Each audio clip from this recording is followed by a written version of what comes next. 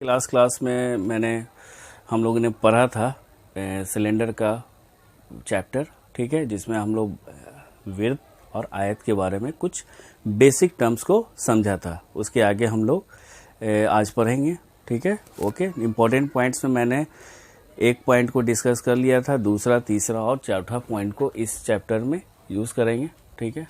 Okay, तो देखिए, सबसे पहले वही मैंने बताया था कि आपका वृत्त और आयत का यहाँ पर क्या इस्तेमाल है, आखिर सिलेंडर में इसका क्या रोल है और इसको क्यों यहाँ पर मैं बता रहा हूँ। इससे पहले मैं चाहता तो डायरेक्ट बेलन पे बारे में बता सकता था, बेलन का पिक्चर ड्रॉ करके उसके फार्मूला को ड्राइव कर देता, मगर वो एक क्या हो जाता, वो बुक का पैटर्न हो जाता। वो आप कहीं भी आप पढ़ सकते हैं, मगर आपको समझना होगा, क्वेश्चन को समझना, क्योंकि क्वेश्चन जो एग्ज़ाम में आता है वो उसी तरह घुमा के पूछा जाता है, ट्यूस करके पूछा जाता है, जिसमें ये सारे फार्मूले को यूज़ करके ही बनाया जाता है। जिसमें आयत का फार्मूला हम लोग इसमें छोड़ दिया अभी, तो इसको यहाँ पर मैं बता दूंगा। ऐसे बता भी चुका हूँ, आयत का फार्मूला लंबाई गुने चौड़ाई होता है।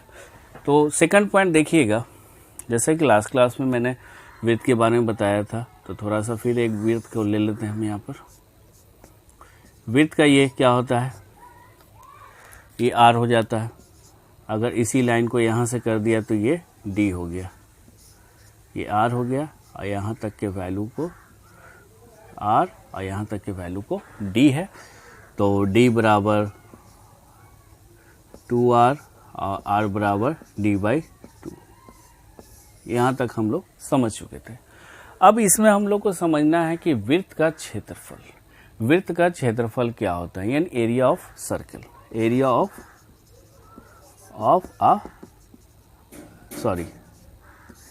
सर्कल। एरिया ऑफ सर्कल का फॉर्मूला होता है पाई आर स्क्वायर।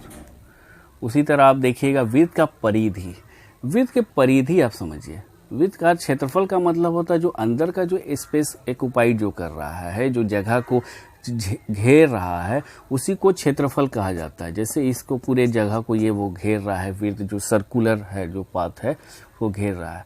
अब उसके बाद हम लोग पढ़ते हैं वृत्त के परिधि के बारे में। तो वृत्त का परिधि जो होता है, जिसको अंग्रेजी में बोला जाता है सरकमफेरेंस ऑफ सर्कल,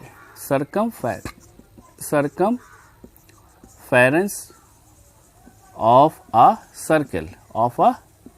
सर्कल, यानी एक वृत्त का परिधि क्या होगा, एक वृत्त की परिधि क्या होगा।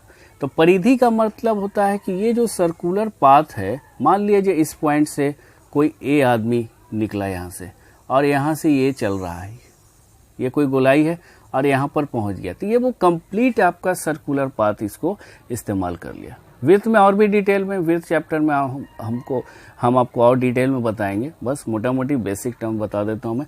यहाँ का जो ये गोलाई का जो बाहरी जो आउटर मोस्ट पार्ट जो हो जाता है, और उसका जो एक पाथ का चक्कर लगाया जाता है, उसी को वृत्त की परिधि कहा जाता है। तो वृत्त के परिधि का जो फॉर्मूला होता है वो 2 पाई एंड आर।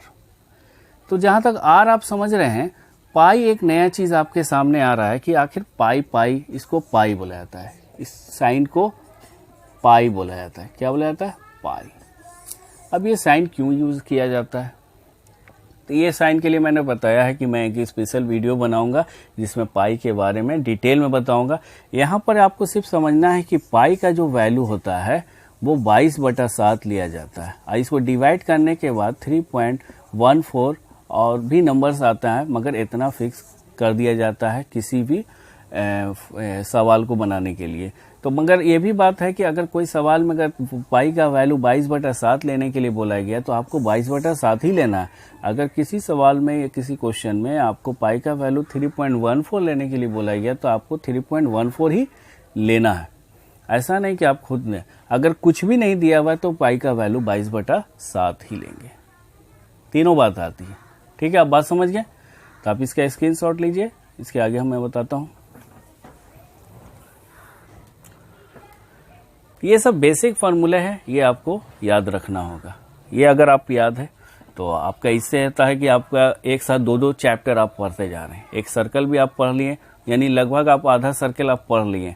अब इसमें जो क्वेश्चन पूछा जाए जिस तरह से वो आपको उस चैप्टर में आपको हम बताएंगे। और कंप्लीट सर्किल के चैप्टर में आपको पूरी तरह से मैं वृत्त के बारे यानी सर्किल के बारे में आपको बताएंगे। चलिए तो इसको मिटा देता हूँ मैं।